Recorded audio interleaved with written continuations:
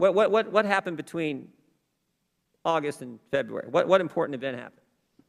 We had an election. We had an election. It was all a charade. You not take my word for it. The Wall Street Journal called it a giant conspiracy theory. Called us back in. It was all part of the predicate for laying the groundwork for the mail-in balloting and all the chaos and confusion the Democrats wanted, and the laws that I think they passed in so many states, frankly, in an unconstitutional fashion. It was all about politics. It was all about the election. Agree with that, Mr. DeJoy?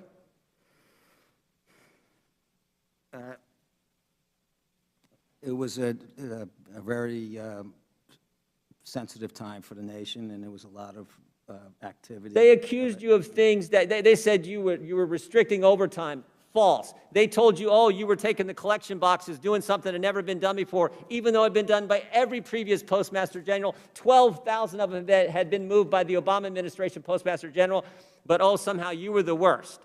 Again, all under the guise of creating this crazy chaos that they wanted around the election relative to mail-in balloting, and you were the guy they used to launch it all, to start it all in the summer, when everyone was calling, saying all kinds of, like I said, they had you as the worst guy on the planet back then, and now everything, it seems to be so much better now.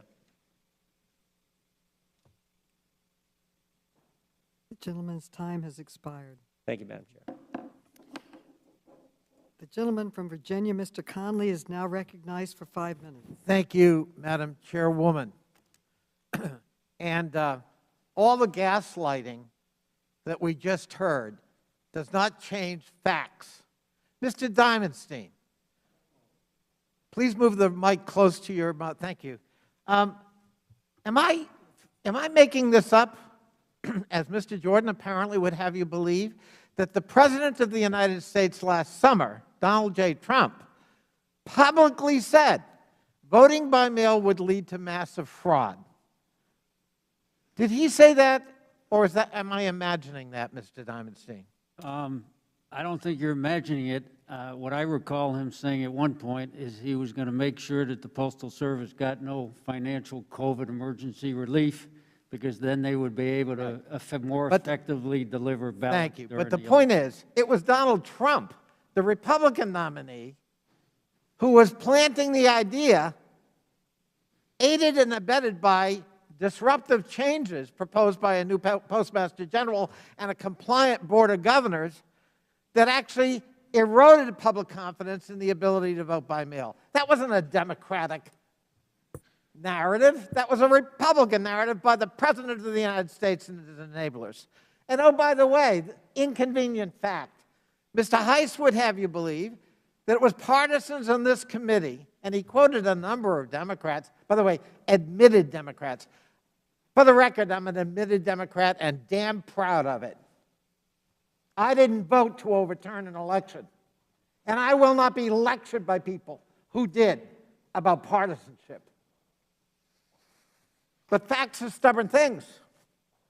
It wasn't the idea that it was complete fiction, that the changes proposed by in fact, implemented by Mr. DeJoy with a compliant board, led by now Chairman Mr. Bloom, who's admitted he went along with them. It was a federal judge who found it politically motivated, not a Democratic critic. I refer you to a Reuters story last September.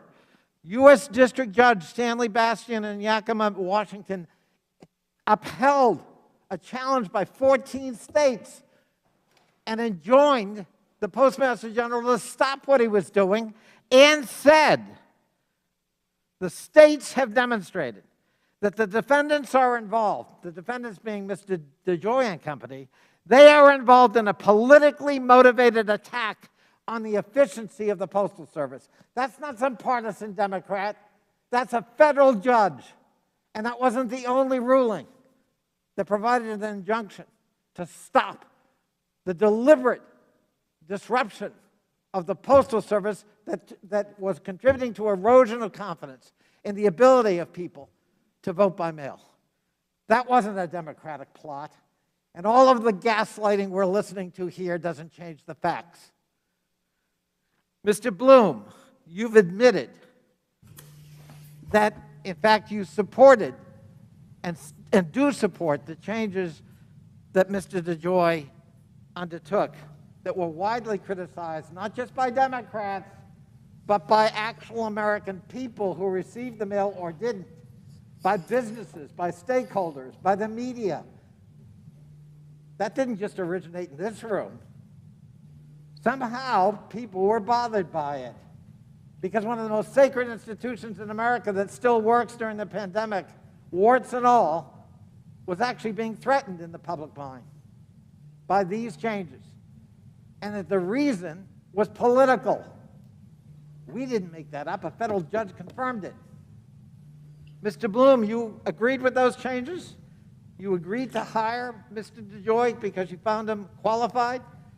You were, according to one of your colleagues, you were all tickled pink with the performance of the Postmaster General in the height of the controversy during a pandemic. Are you still tickled pink with his performance? The board supports the Postmaster General. Your colleague said 100% of the board were tickled pink and had complete support. So was he speaking for you that you were tickled pink? Just want to get it in the record that you're tickled pink. I'm generally not tickled pink by things, but as I said, the Board of Governors believes the Postmaster General in very difficult circumstances is doing a good job, and we've been involved with the development of a plan that we think will make the Postal Service much stronger. I appreciate your candor. I'm running out of time. Respectfully, I disagree, and I hope President Biden disagrees as well, and that we take action to replace the Board of Governors with people who care about the Postal Service and are going to be committed to their job of oversight and accountability. I yield back. Madam Chair, point of order. The gentleman's recognized for a point of order. I just wanted to state for the record, Mr. Connolly pointed over about voting to object in the election. I've never, ranking member, I've never voted to object to a presidential election. But I will tell you who has, Nancy Pelosi in 2004. So I just wanted to state that for the record. I yield back. Madam Chairwoman, if I may, I appreciate the distinguished gentleman's comment. I did not name anybody who voted to overturn the election. Certainly did not mean to include Mr. Comer if he didn't do it.